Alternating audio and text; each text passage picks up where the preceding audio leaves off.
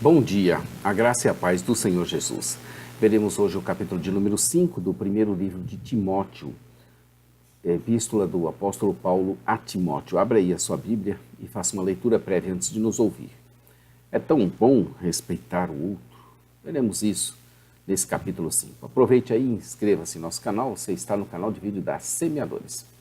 Clica aí no sininho à sua esquerda, dê o seu like aí, nos ajudando no nosso canal. Nós estamos aqui pela Igreja Os Semeadores, localizada na QNA 30, lote 7, na Avenida Comercial, em Taguatinga Norte.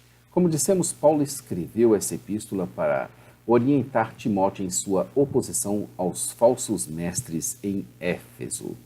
Veremos nesse capítulo como aprendemos tanto com esse apóstolo Paulo, quando ele procura ensinar a Timóteo, dando-lhe conselhos que servem de regra bíblica para nossas igrejas hoje. Percebe-se em Paulo um respeito muito grande pelas pessoas. Ele trata as pessoas, como pessoas de fato, ou trata a gente como gente. É tão bom assim respeitarmos o outro. Um dia desses ouvi uma pregação maravilhosa de uma amiga nossa, pastora Maria, que aprendeu a amar as pessoas independentemente do que elas podem ou do que elas estão querendo fazer com ela. Isso me lembra Jesus também. Ela disse que não tinha mais inimigos. Interessante o que ela disse, e muito profundo, porque seu inimigo não são as pessoas. Nossa luta não é contra a carne e o sangue. O seu inimigo é Satanás. Muito interessante essa lição que serviu e serve para nós. Então, quando alguém a afronta, ela procura pela oração, amor e muita paciência levar a pessoa a Cristo. Quando aquela pessoa encontra Cristo, acaba se envergonhando e nota que estava sendo usada pelo inimigo. Que tal você, nós, olharmos para aquele bêbado, ou aquele drogado, ou aquela prostituta, ou aquele inimigo mortal que fez tanto danos e nos trouxe tanto prejuízo, e enxergar nele pela fé um irmão e orar por ele e evangelizá-lo? Um grande desafio. Está aí o maior de todos os desafios. Para isso Cristo nos chamou, para resgatar almas, para acreditar, para não desistir nunca de ninguém. O cair pode ser do homem, mas o levantar é de Deus. A falsa doutrina e o ascetismo. Nós estamos vendo isso desde o capítulo 1 desde o verso 1 do capítulo 4. E vai até o verso 2 aqui. Já dissemos que Paulo desafiou o ascetismo legalista dos falsos mestres, explicando como todas as coisas foram criadas para o nosso proveito. A falsa doutrina em Éfeso tinha muitas dimensões. Nós estamos vendo a responsabilidade de Timóteo, a seção B. Tendo exposto a verdade a respeito dos falsos mestres, Paulo continuou numa série de admoestações a Timóteo em relação à sua reação a esse problema. Paulo orienta a não repreender um homem idoso, mas ter paciência e jeito com eles. Uma ordem que tinha de ser equilibrada com o versículo 12 do capítulo 4. Timóteo não deveria abusar da autoridade que lhe fora concedida. Exorta-o ou incentiva-o. Um bom ministro se dirige aos outros fiéis com uma atitude de respeito que é semelhante àquela reservada aos membros da família. Instruções, já estamos na parte 5, que são instruções com respeito a grupos específicos. Ele começa aqui no verso 3 do capítulo 5 e se estende até o verso 2 do capítulo 6. Paulo explicou como Timóteo deveria ministrar aos diferentes grupos da igreja que haviam se tornado vítimas de falsos mestres. O foco de Paulo na responsabilidade de Timóteo para se contrapor à apostasia em Éfeso o levou a acrescentar detalhes sobre algumas responsabilidades específicas. Paulo disse a Timóteo como ele deveria ministrar para 3 grupos de pessoas específicos em Éfeso: as viúvas, os presbíteros e os escravos. Ministrando às viúvas, a preocupação de Paulo em identificar as viúvas necessitadas e fornecer a elas o cuidado adequado forma o cenário para a discussão dos problemas das viúvas mais jovens, algumas das quais aparentemente haviam sido influenciadas pela falsa doutrina em Éfeso. Ele deveria honrar as viúvas, isto é, cuidar delas, das viúvas, verdadeiramente viúvas. O cuidado com as viúvas, que em muitos casos tinham grandes necessidades materiais, é tema primordial no Antigo Testamento. E era uma preocupação especial da igreja primitiva. A verdadeira viúva necessitada, não tinha família de quem receber o sustento. Se tivesse, esses deveriam aprender a primeiramente colocar a sua religião em prática cuidando delas. Muitas vezes a pobreza verdadeira levava as viúvas a terem vidas exemplares de oração e dependência fiel em Deus. Para essas viúvas, a igreja deveria ser a mão visível de Deus, do Deus invisível que supria as suas necessidades. No entanto, aquelas que vivem para os prazeres, ainda que estejam vivas, estão mortas, verso 6. Timóteo deveria ordenar essas coisas e ter cuidado delas para se tornar assim irrepreensível. Sendo alguém descuidado com seus parentes e especialmente com os da própria família, esse teria negado a própria fé, tornando-se ainda pior que um descrente. O primeiro rebanho de um ministro de Cristo, sem dúvida alguma, é a sua própria família. Falhando nela, não poderá ter êxito na igreja de Cristo. Alguns veem aqui no verso 9 uma ordem oficial ou o ofício das viúvas com obrigações a serem executadas. Outros veem um acordo pelo qual viúvas ofereciam determinados serviços para a igreja em troca de sustento material. É muito provável que a lista era simples das viúvas, era uma lista simplesmente das viúvas que deveriam receber o sustento da igreja. Essa lista continha uma parte de um grupo maior de viúvas citadas nos versos 3 a 6. O limite de idade de mais de 60 anos era uma expressão genérica que refletia a perspectiva cultural da época para a idade em que um segundo casamento seria quase que mesmo improvável. Na lista, verso 9, as mulheres viúvas a serem incluídas deveriam ter as seguintes características: estar acima de 60 anos, ter sido fiel a seu marido, ter sido conhecida pelas suas obras, principalmente por ter criado filhos, ter sido hospitaleira, ter lavado os pés dos santos. Essa é uma expressão de humildade, de hospitalidade numa cultura em que o povo calçava sandálias e caminhava por estradas poeirentas. Jesus ordenou que seus discípulos, inclusive, lavassem os pés uns dos outros. Também tinha de ter socorrido os atribulados, se dedicado a todo tipo de obra, de boa obra, e não deveriam ser incluídas aqui as mais jovens.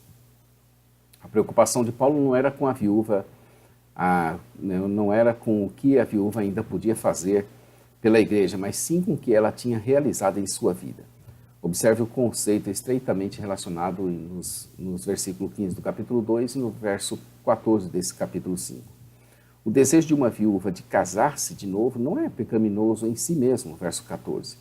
A linguagem usada por Paulo aqui é um tanto obscura, mas provavelmente o fato de que elas se tornavam levianas contra Cristo, ou seja, que a dedicação da viúva a Cristo havia sido superada pelos desejos sensuais na busca de outro marido, sugere um desejo de casar-se com um descrente, o que tornava esse desejo inadequado e impróprio.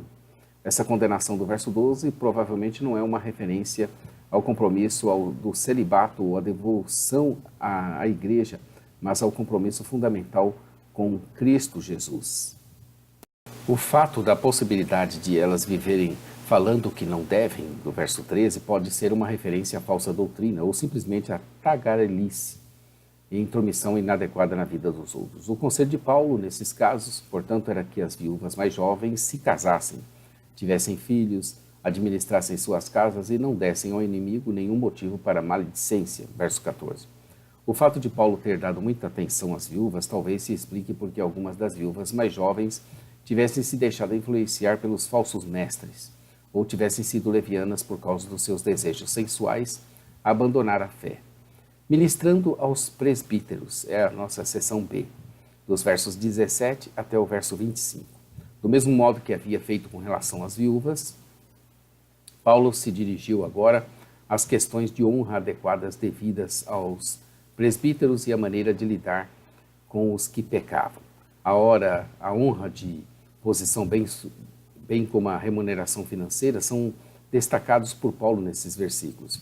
Essa é uma referência a dois tipos de presbíteros, aqueles que presidem na igreja e aqueles que acrescentam à governança o ministério mais especializado da pregação e do ensino. Independentemente dessas diferenças, porém, todos os presbíteros têm a responsabilidade de pastorear o rebanho. O fato de Paulo ter citado Deuteronômio 25:4 como uma palavra de Jesus registrada em Lucas 10:7 como escritura, indica como eram antigos textos ora incluídos no Novo Testamento, que foram colocados no mesmo nível de autoridade daqueles que eram do Antigo Testamento. Os presbíteros que pecam ou vivem no pecado, talvez alguns estivessem envolvidos com a falsa doutrina, embora o conselho seja aplicável a outros pecados graves que causam impacto na igreja. Cristo não nos chamou para vivermos em pecado. O pecado tem que ser, em nossa vida, contingencial. Jamais deve ser algo praticado deliberadamente e constantemente. O verso 1 indica que tem que ser um acidente no percurso. O verso 1 indica que nem todo o pecado dos presbíteros deveria ser tratado dessa maneira. Paulo exortava solenemente diante de Deus, de Cristo Jesus e dos anjos eleitos, aqueles que presumivelmente servirão de testemunhas no juízo, que eles deveriam procurar observar essas instruções sem parcialidade nem favoritismos. Paulo ainda os ensinava que a ninguém deveriam eles imporem as mãos. Esse versículo foi interpretado de diversas maneiras. Se essa imposição de mãos refere-se à ordenação, pode significar que a ordenação de um presbítero sem qualificação significaria aprovação tácita e, portanto, participação nos pecados do mesmo. Caso se refira à restauração e confirmação de um presbítero acusado de pecar, ou pecadores repreendidos, em geral, pode indicar a restauração precipitada e ela ser uma maneira pecaminosa de favoritismo também. Em todo caso, o que prevaleceria seria que ele se conservasse a si mesmo puro. A prática de abster-se do vinho como questão do princípio talvez reflita a influência do conceito de pureza dos falsos mestres, ou talvez fosse para proteger os cristãos mais fracos de tropeçar. Paulo reconhecia o valor medicinal do vinho. Nos versos 24 e 25, ele novamente faz uma referência à importância da triagem cuidadosa dos candidatos à ordenação. O capítulo 5 começa dizendo assim: não repreendas ao homem idoso, antes exorta-o como pai, aos moços como a irmãos. Esse é o primeiro versículo do capítulo 5, que tem 25 versículos, e o verso 25 diz: da mesma sorte, também as boas obras antecipadamente se evidenciam, e quando ainda não seja, não podem ocultar-se. Chamou-me a atenção o verso 21. O verso 21 diz o seguinte: conjuro-te perante Deus e Cristo Jesus e os anjos eleitos, pelo que guardeis esses conselhos sem prevenção, nada fazendo com parcialidade.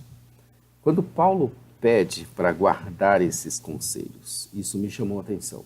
Ele conjura, ou seja, ele fala a Timóteo, chamando-o à responsabilidade perante Deus, perante Cristo Jesus e perante os anjos eleitos.